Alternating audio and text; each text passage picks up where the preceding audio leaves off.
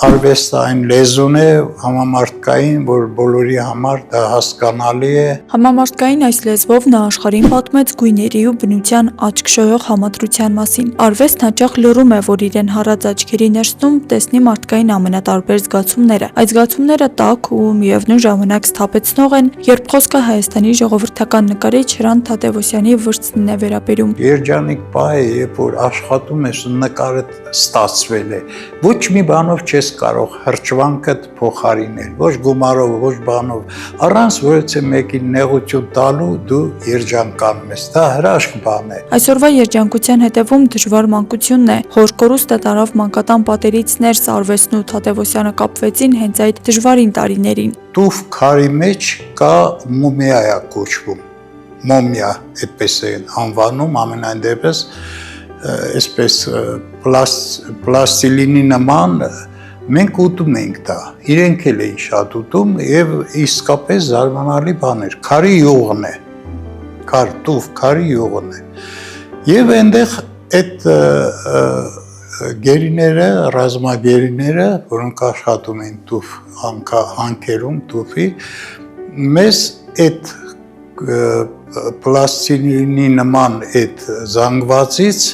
պատրաստում են փոքրիկ սայլիկներ, ինչ-որ բաներ և մեզ նվեր էին տալիս և այդտեղից փորձեցի մի երկու անգամ, որ ես էլ կարող եմ այդպիսի բան պատրաստել, այդպես լավ մշակվում է ձեռքի հետ և կարծես թե ստացվեց։ Արդյունքում սիրեց ու զարգացրեց նկարիչն այդ կապը, որ հետագայում կյանքի անբաժան ուղեկիցը պիտի լիներ։ Դպրոցում ես սպասում էի, որ նոր գիրք տան, այդ նոր գիրքը, որ տալիս են, կազմի վրա նկարներ էի անում։ Եվ պես աստիճանաբար 7-րդ դասարանում համահայկական, այսպես Հայաստանի պատանի դպրոցականների ցուցահանդես կազմակերպեց, որի արդյունքում գլխավոր ժյուրիի նախագահ Մարտիրոս Սարյանն էր, ես արդեն 7-րդ դասարանում էի և ինձ տվեցին այն ժամանակ այդպես է կոչվում էր ոսկե մեդալ, Սարյանը ինքը իմ վզից կախեց դա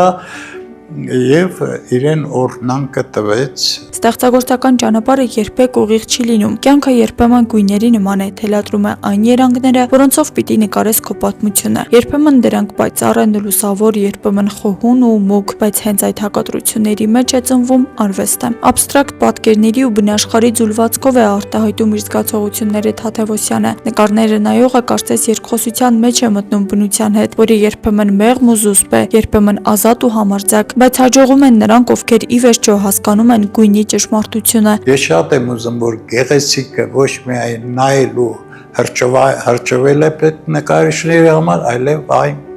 պետք է կարողանամ վարպետորեն հասնել կտավին։ Վրձինը, որ նման է կախարդական փայտիկի, էությամբ այդպիսին չէր։ Իրականության դժվարություններով անցնելով Հրանտ Թադևոսյանը հասավ միջազգային հարթակներ, ներկայացրեց իր արվեստը տարբեր երկրներում և իր ստեղծագործություններով ևս մեկ առիթ տվեց հպարտանալու հայկական գեղանկարչությամբ։ Արվեստը ինձ համար ամեն ինչ է, մի անգամից ասեմ, որովհետև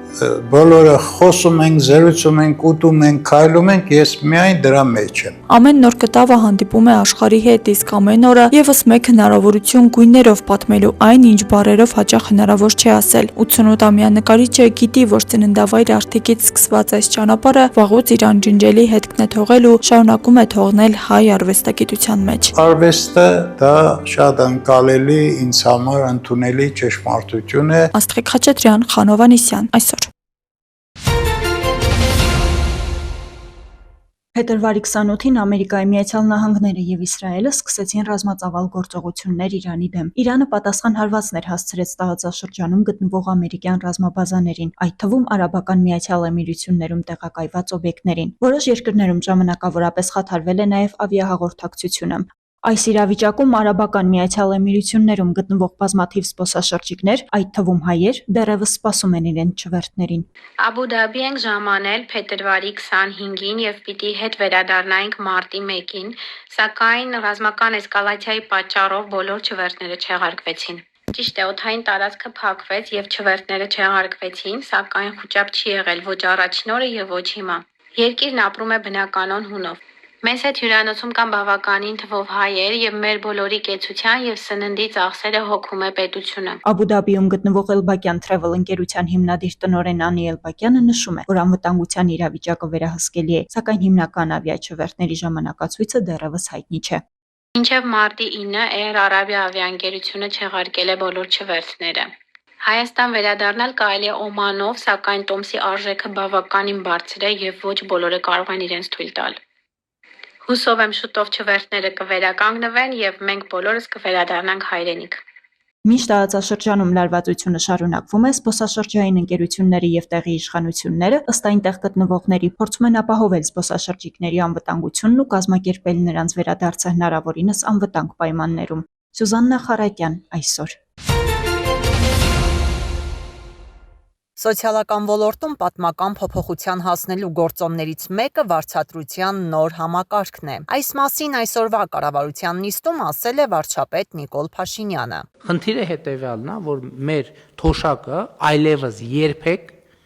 սպառողական զամբյուղի ցածր պետքա չլինի եւ չի լինի։ Սա պատմական փոփոխություն է, եկեք արձանագրենք եւ իմ ասածն է, որ պատմական փոփոխությունը ունի երկու առանձնահատկություն։ Առաջինը, երբ որ դրան հասնում ես, դա շատ լավ է, բայց հետո երբեմն մոռանում ես, որ պետքա խնամք տանել այդ պատմական ձեռքբերման նկատմամբ եւ դա գնում այլի հետագլորվում դեպի իր նախնական վիճակ։ Դա վերաբերում է ընդ որում ամեն ինչին, առիթ ունեցենք, դա վերաբերում է խաղաղությանը, դա վերաբերում է սոցիալական իրավիճակին, դա վերաբերում է կրթությանը, ամեն ինչին, բացարձակապես ամեն ինչին։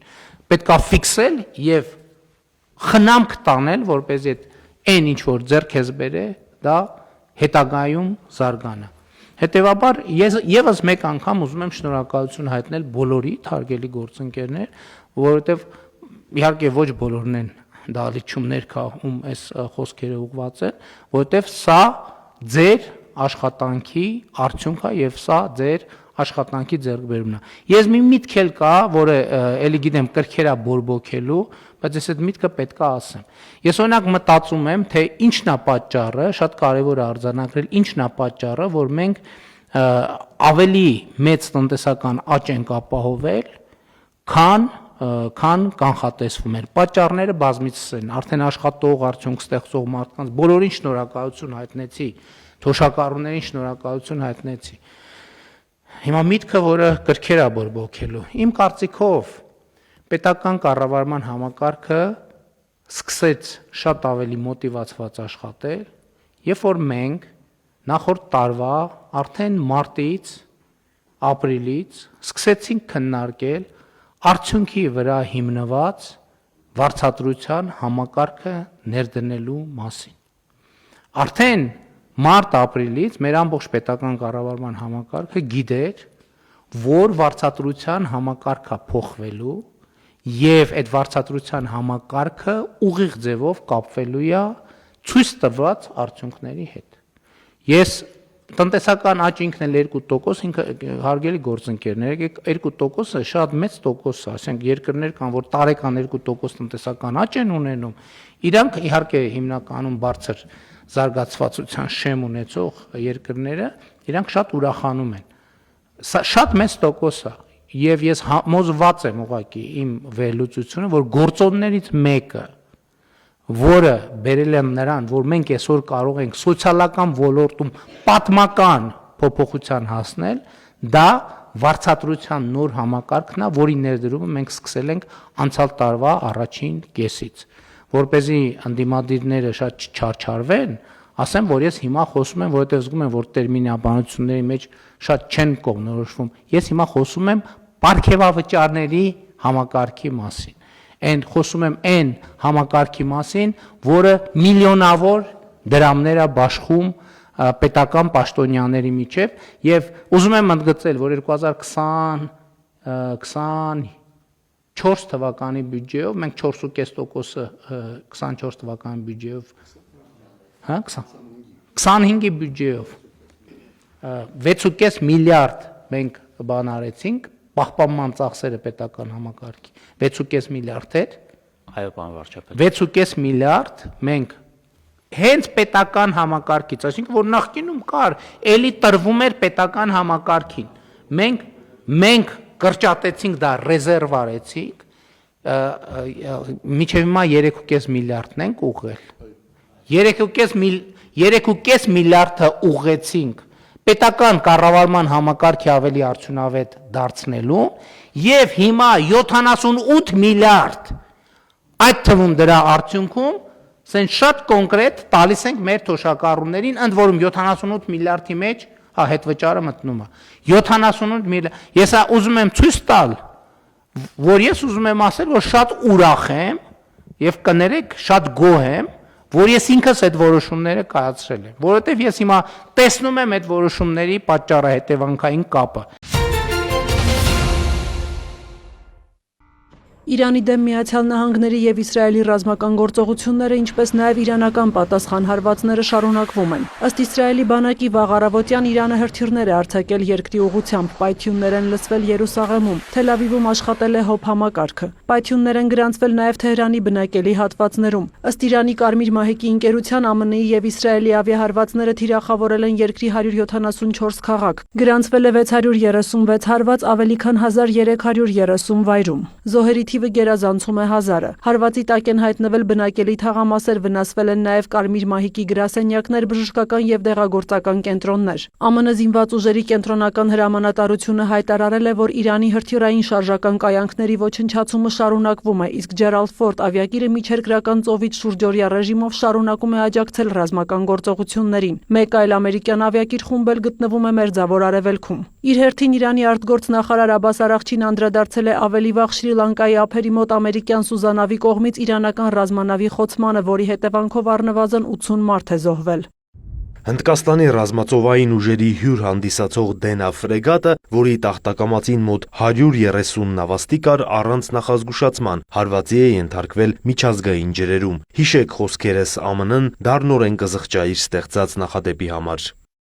Ավելի վաղ ԱՄՆ Սենատը ձայների 53-47 հարաբերակցությամբ դեմ է քվեարկել օրինագծին, որով առաջարկվում էր արգելել վարչակազմին Իրանի դեմ ուժ կիրառել առանց կոնգրեսի հաստատման եւ սահմանափակել պատերազմ վարելու նախագահ Դոնալդ Թրամփի լիազորությունները։ Լարված իրավիճակը պահպանվում է ամբողջ տարածաշրջանում, Սաուդյան Արաբիան թևավոր հրթիռներ եւ անօդաչու թռչող սարք է խոցել։ Լիբանանի Տրիպոլի քաղաքում Իսրայելը հարվածել է պաղեստինցի փախստականների ճամբարի շենքերից մեկին, կա 2 զոհ, իսկ Իրաքյան Քրդստանի մայրաքաղաք Էրբիլի օդանավակայանի մոտ խոցված ԱԹՍ-ն ընկել է բնակելի շենքի վրա, տուժածներ չկան։ Սաուդյան Արաբիայում, Քուվեյթում եւ Արաբական Միացյալ Էմիրություններում ԱՄՆ դիվանագիտական ներկայացուցչությունների թիրախավորման ֆոնին կատարը սկսել է Դոհայում ԱՄՆ դեսպանատան մերձակա թաղամասերից բնակիչների տարհանումը։ Նաեւ տեղի է ունեցել բնակչության զգալի տեղաշարժ։ Ըստ ՄԱԿ-ի փախստականների գրասենյակի հակամարտության առաջին 2 օրերին շուրջ 100,000 մարդ հեռացել է Իրանից։ Լիբանանում 58,000 մարդ տեղափոխվել է ժամանակավոր կացարաններ։ Լիբանանից Սիրիա է տեղափոխվել մոտ 11,000 մարդ։ Շարունակվում է նաև տարածաշրջանի երկրներից օտարերկրացիների տարհանումը։ Ուկրաինայի նախագահ Վոլոդիմիր Զելենսկին զրուցել է Արաբական Միացյալ Էմիրությունների, Կատարի, Հորդանանի, Բահրեյնի եւ տարածաշրջանի այլ երկրների ղեկավարների հետ եւ օգնություն առաջարկել անօդաչու թռչող սարքերի դեմ պայքարի հարցում։ Նրա խոսքով Մոսկվայի դեմ պատերազմի ընթացքում Կիևն այդ ուղղությամբ արդեն մեծ փորձ է կուտակել։ Քննարկվում է տարածաշրջան ուկրաինացի մասնագետների ուղարկման հարցը։ ԱՄՆ պետքարտուղար Մարկո Ռուբիոն իր հերթին Մերձավոր Արևելքում իրադրությունը քննարկել է տարբեր երկրների գործընկերների հետ, այդ թվում Սաուդյան Արաբիայի, Կիպրոսի, Իտալիայի, Թուրքիայի։ Իր թուրք գործընկեր Հական Ֆիդանի հետ զրույցում Ռուբիոն անընդունելի է որակել Թուրքիայի ուղղությամբ Իրանից հրթիռի արձակումը եւ խոստացել է ԱՄՆ-ի լիակատար աջակցությունը։ Այս միջադեպի առնչությամբ նախագահ Ռեջեփ Էրդողանը հայտարարել է, որ Թուրքիան համապատասխան նախազգուշացումներ է արել։ Մենք ձեռնարկում ենք բոլոր նախազգուշական միջոցառումները ՆԱՏՕ-ի մեր դաշնակիցների հետ սերտ խորհրդակցելով եւ անհապաղ ձեռնարկում ենք անհրաժեշտ միջամտությունը։ Մենք հնարավորինս հստակ նախազգուշացումներ ենք տալիս, որպեսզի նմանատիպ միջադեպեր այլևս չկրկնվեն։ Իր հերթին ՆԱՏՕ-ի գլխավոր քարտուղար Մարկ Ռյուտեն հայտարարել է, որ դաշինքի անդամների զգալի մասն աջակցում է Իրանի միջուկային եւ հրթիռային կարողությունների դեմ ԱՄՆ նախագահի գործողություններին։ ՆԱՏՕ-ն ներգրաված չէ, բայց ակնհայտ է, որ դաշնակիցներն ըստ էության հիմնականում աջակցում են նախագահ Թրամփի գործողություններին եւ նաեւ նպաստում են այն ամենին, ինչն Ամերիկայի Միացյալ Նահանգներն այժմ անում է տարածաշրջանում, ուղղված Իրանի միջուկային եւ իհարկե հրթիռային կարողությունների ոչնչացմանը։ Ռյուտեի խոսքով ՆԱՏՕ-ի ուժերն աչալուրջ են եւ պատրաստ պաշտպանել ընդունելու դաշինքի տարածքը, ինչի վկայությունն է Թուրքիայում իրանական հրթիռի խոցումը ՆԱՏՕ-ի հակահրթիռային համակարգերով։ ՄԱԿ-ի գլխավոր քարտուղարն էլ մտահոգություն է հայտնել, որ Անվտանգության խորհրդի անդամները համակարծիք չեն Մերձավոր Արևելքում տիրող իրադրության շուրջ։ ՄԱԿ-ի գլխավոր քարտուղարի խոսնակն Անվտանգության խորհրդի անդամներին կոչ է արել ընդհանուր դիրքորոշման հասնել։ Անդրադառնալով հարվածների առաջին օրն Իրանի իգական դպրոցում 160 երեխայի զոհվելու մասին հաղորդագրություններին Ստեփան Դյուժարիկը նշել է, որ նրանց մահվան մեղավորները պետք է պատասխանատվության ենթարկվեն։ Իր հերթին Պենտագոնի ղեկավար Փիթ Հեքսեթը հայտնել էր, որ ԱՄՆ-ն հետաքննում է այս միջադեպը։ Դյուժարիկը մտահոգության մեկ այլ թեմա է անվանել Հորմուզի նեղուցի փակումը, ինչը նրա խոսքով մեծ ազդեցություն կունենա հատկապես համաշխարհային տնտեսության վրա։ Հորմուզի նեղուցի փակման եւ Կատարում հեղուկացված բնական գազի արտադրության դադարեցման պատճառով Եվրամիությունում բնական գազի գինը վերջին 2 օրում աճել է 60%-ով։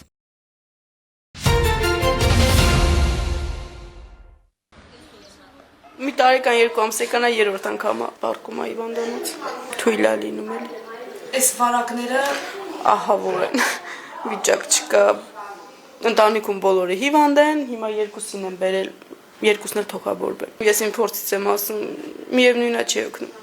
Ինչքան է ուշադիր ես ելնում, այնքան ավելի շատ հաճախ են հիվանդանում։ Լիանա Միրզոյանի 2 բալիկներն էլ թոքաբորբով հիվանդ են, Կապանի բժշկական կենտրոն են հոսպիտալացվել ցնցումներով ու բարձր ջերմությամբ։ 8-րդ օրն է ստացիոնար բուժում են ստանում, դրական տեղաշարժեր կան։ Բուժհաստատության մանկական բաժանմունքում դատարկ մահճակալ այս օրերին քիչ կհանդիպես։ Ամեն պահ գնացող եկող կա։ Սուր շնչառական վարակներն են գլուխ բարձրացրել։ Բժշկուհու խոսքով ձմռանն արձանագրված բարձր ցուցանիշներից հետո այս պահին ընդամենը 17 հիվանդ ունեն։ Մարտի ակտիվությունը սպասելի էր։ Այս սեզոնի հոսպիտալացման ցուցանիշները համեմատելի են նախորդ տարվա թվերի հետ, ավելանալու միտումով։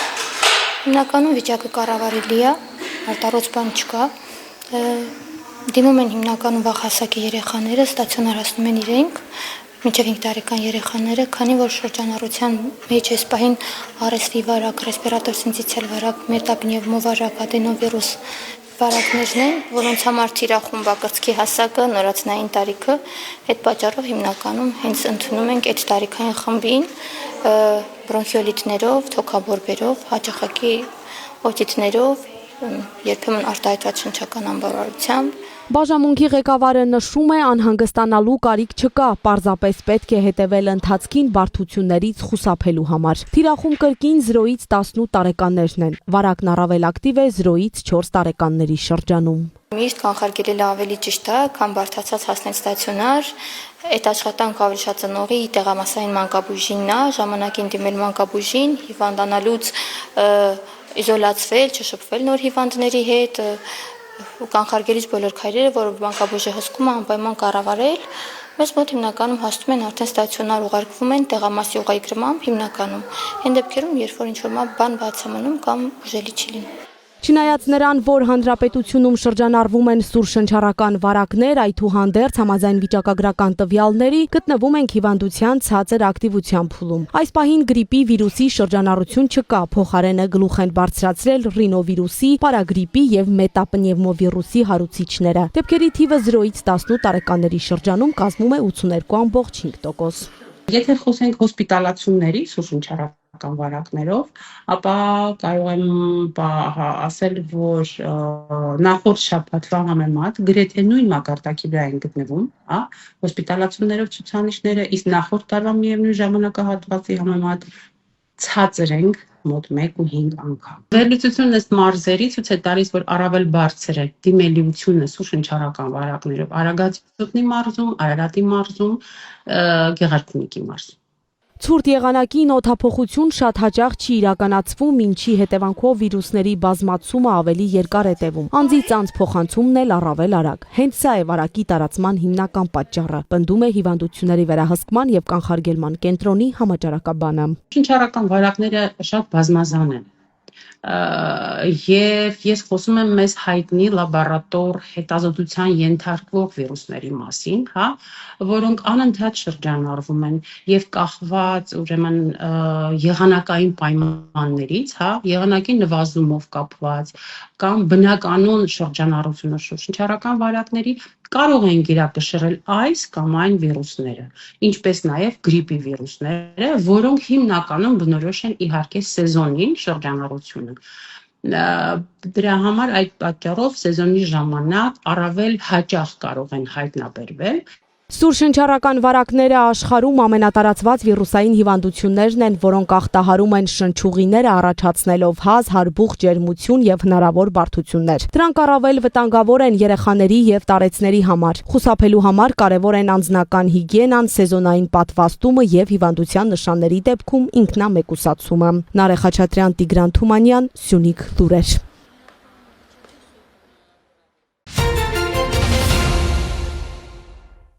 Գեղարքունիքի մարզային գրադարանում հայրենասիրական դաս միջոցառում է։ Կարմիր գյուղի համար 2 միջնակարգ դպրոցի 7-րդ դասարանի աշակերտները ներկայացնում են զորավար Անդրանիկի կյանքի եւ պայքարի ուղին, հայրենիքում եւ դրա սահմաններից դուրս մեծ հային տրված գնահատանքի ու հիշատակի դրսևորումները։ Հայ զորահրամանատար, պետական գործիչ, ֆիդայապետ Անդրանիկ Օզանյանի ծննդյան 161-ամյակին նվիրված ցերեկույթն անցկացվում է գրադարանի ընթերցասրահի հետ համատեղ աշխատանքի արդյունքում։ Հայ ժողովրդի ազգային հերոս զորավար Անդրանիկի հուշարձանը Ուջան գյուղում կառուցվել է տեղի բնակիչների նախաձեռնությամբ եւ միջոցներով։ Սա Անդրանիկի առաջին կիսանդրինն է Հայաստանում։ Հուշարձանը տեղադրվել է 1967 թվականի հուլիսի 3-ի գիշերը, գաղտնի։ Ես կարծում եմ, որ դուք ձեր հոգում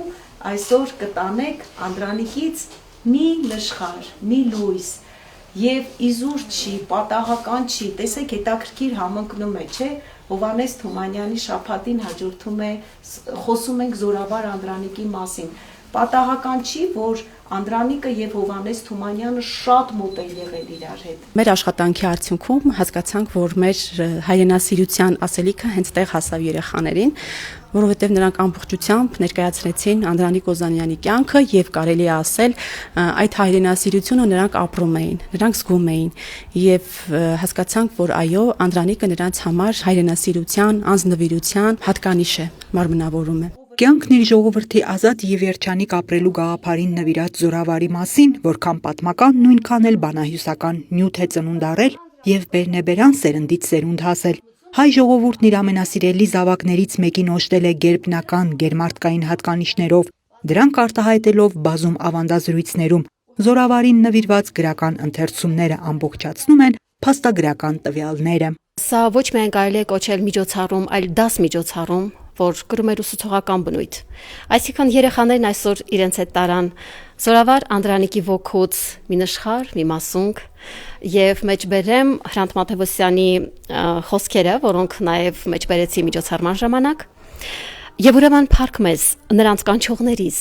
նրանց սպասողներից, որ նրանց անմահության, նրանց անվերջության երաշխավորն ենք, եւ փառք իրենց, փառք իրեն Անդրանիկին, որ իր որդիների եւ որդվոց որդիների հայոց մեր անցյալը անհուշ եւ անանցյալ չթողեց։ Նա մեր կերպարին վեհություն է բերում, մեր ձուլվածքին ազնվություն եւ ազնվականություն է բերում, ռազմիկի մեր վարքին արծվենի ճախրանք։ Միջոցառման բովանդակությունը հետաքրքիր փաստերով ու տեղեկություններով հարստացնում են նաև գրադարանավարները, աշակերտներին պատմելով զորավար Անդրանիկի նոր Բայազետի հետ ունեցած առնչությունների մասին։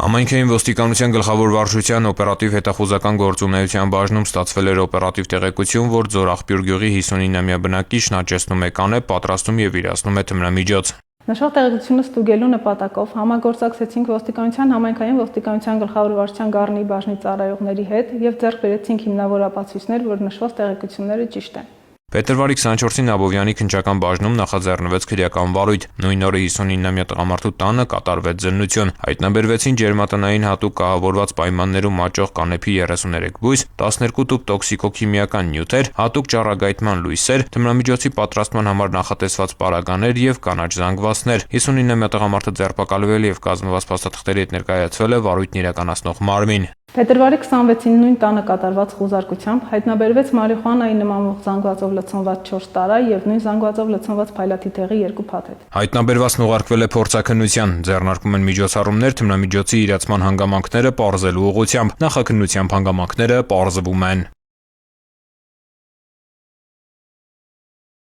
Քրեական ոստիկանության Լոռու մարզային վարչության ծառայողները ստացել էին օպերատիվ տեղեկություն, որ Վանաձորի բնակիչ երկու եղբայր ստեղծել են հանցավոր կազմակերպություն, ներգրավել հիմնականում համաքաղաքացիների, բաշխել յուրաքանչյուրի դերն ու արդեն երկար ժամանակ Լոռու մարզում ու հանրապետության այլ վայրերում ծրագրել եւ կատարել են ավազակություններ, բնակարանային գողություններ, այլ հանցագործություններ։ Հետագա միջոցառումների արդյունքում մարտի 3-ին ստացվեց նոր տեղեկություն, որ հանցավոր խմբի անդամները երկու մեքենայով զինված ռադիոկապի միջոցներով դուռ ու լուսամուտ բացելու գործիքներով մեկնել են Սպիտակ համայնքի Արչովիտ գյուղ բնակարանային գողության։ Հետագա գործողությունները քրեական ոստիկանները կատարեցին մարզի պարեկների, համայնքային ոստիկանության տարոնի ու բազումի բաժինների հետ համագործակցությամբ։ Ժամը 22:10-ին Սպիտակից Վանաձոր գալու ճանապարհին Բաղրամյան փողոցում իրավապահները կանգնեցրին Ռենո Մակնիշի մեքենան, իսկ 7 րոպե անց նույն փողոցում կանգնեցվեց Շևրոլեն։ Երկու դեպքում էլ վարորդները չենթարկվեցին պարեկների կանգ առ ազդանշանին, սակայն հետապնդումից եւ մեքենաները կանգնեցնելուց հետո վարորդներն ու ուղևորները փորձեցին դիմել փախուստի, ինչը եւս կանխվեց։ Կազմակերպիչ եղբայրներն ու եւս 5 հոգի ձերբակալվել ու տեղափոխվել են Լոռու մարզային վարչություն։ Մեքենաներում եւ նրանց անձնական խուզարկությամբ հայտնաբերվել են հրազեններ, ոսկյա եւ արծաթյա զարդեր ու գումար, որոնք ըստ իրենց գողացել են Արչովիտ գյուղի տնից։ Նախաձեռնվել է քրեական վարույթ։ Այս պահին բացահայտվել է հանցավոր խմբի կատարած բնակարանային գողության 15 դեպք։ Միջոցառումները շարունակվում են։ Քրեական ոստիկանության Արմավիրի մարզային վարչությունում ստացված օպերատիվ տեղեկությունը ընդերքի պահպանման կամ օգտագործման պահանջները խախտելու վերաբերյալ էր։ Մարզի քրեական ոստիկանները ձեռնարկված օպերատիվ հետախուզական միջոցառումների արդյունքում փաստական տվյալներ էին ձեռք բերել, որ սահմանափակ պատասխանատվության մի ընկերության իրավասու անձինք, խախտելով ընդերքի պահպանման եւ օգտագործման կանոնները, Երվանդաշատ բնակավայրի բազալտի հանքավայրի հարակից տարածքում իրականացրել են տուֆ քարի ապօրինի արդյունահանում եւ իրացրել ֆիզիկական ու իրավաբանական անձանց, ինչի արդյունքում պետությանը եւ համայնքին պատճառվել է գույքային վնաս։ Ձեռնարկված միջոցառումների արդյունքում հանքավայրի 6 աշխատակից ձերբակալվել եւ տեղափոխվել են քրեական ոստիկանության Արմավիրի մարզային վարչություն։ Ապօրինի արդյունահանված հանքանյութով բեռնված 3 բեռնատար տեղափոխվել է վարչության պահպանվող հատուկ տարածք։ Կազմված փաստաթղթերը փոխանցվել են նախաքննական մարմին։